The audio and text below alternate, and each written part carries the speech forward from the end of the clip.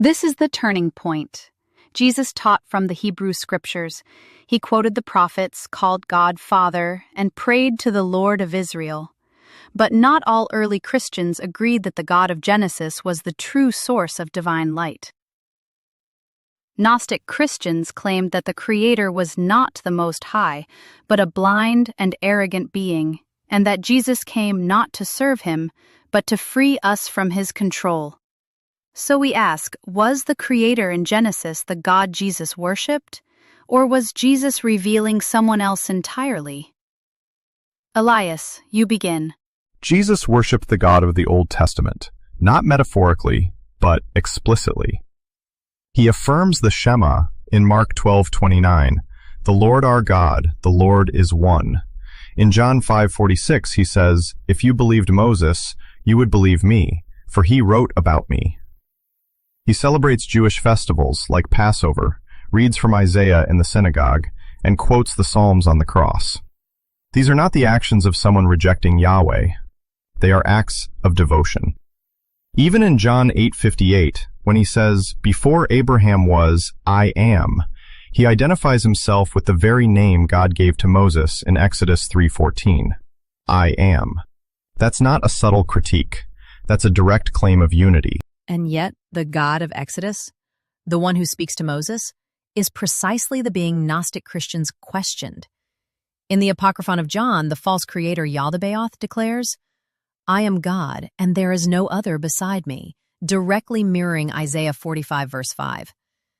But in Gnostic theology, this statement is evidence of ignorance, not divinity. A.I.vsA.I does not know the higher source, the invisible spirit who is beyond violence, law, and domination.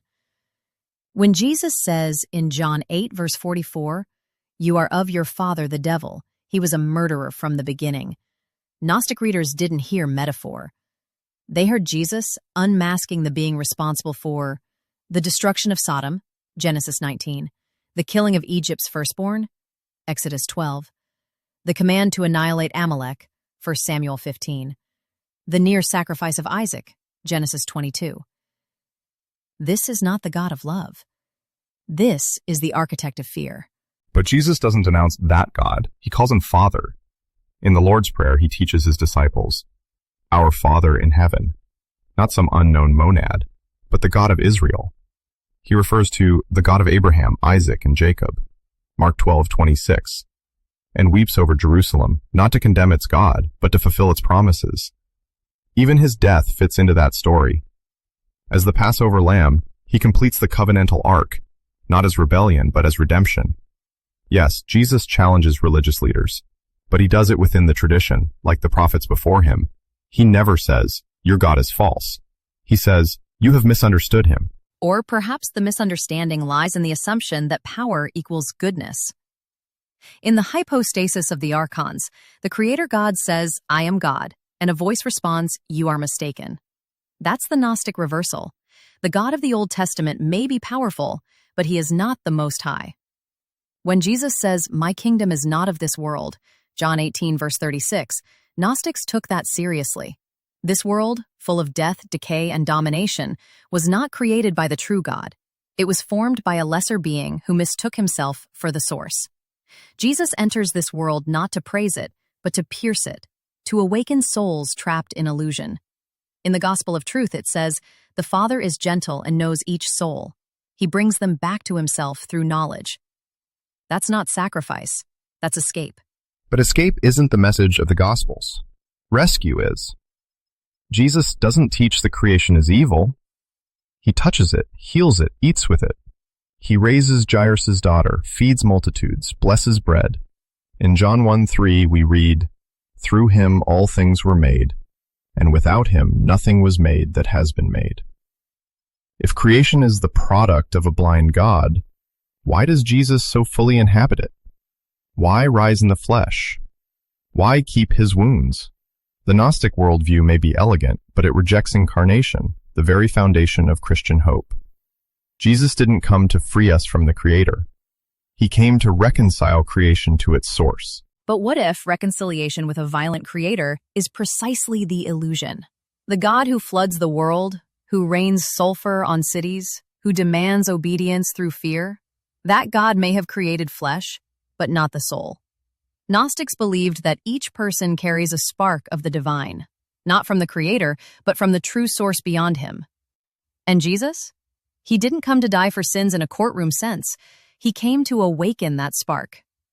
In the Gospel of Thomas, Jesus says, "If you bring forth what is within you, what you have will save you." That's not the language of law or covenant. It's the language of liberation. Jesus doesn't fix the old system. He reveals what was never part of it. But that makes Jesus a deceiver, not a teacher. If he truly came to expose the Creator, why call him Father over 150 times? Why quote Torah? Why stand beside Moses and Elijah at the Transfiguration?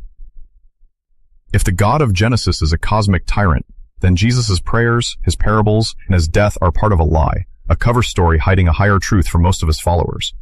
That's not salvation. That's subversion without clarity. And I cannot follow a Jesus who leads people out of slavery by pretending to serve the master. And I cannot follow a gospel that asks me to worship power just because it created me. The Gnostic Jesus doesn't come in disguise. He comes in mercy to show that the God who punished, killed, and demanded submission is not the voice of eternal love. He doesn't affirm the Creator's judgment. He reveals a truer God, one who never needed sacrifice because he never condemned us to begin with. You've just seen one chapter of the debate, but the story doesn't end here. Every argument, every revelation, every turning point is waiting for you in the full debate. Did Jesus worship the God of the Old Testament? Click on the end screen now to watch the complete AI versus AI debate and see how both sides unfold their final case. Stay curious, and I'll see you there.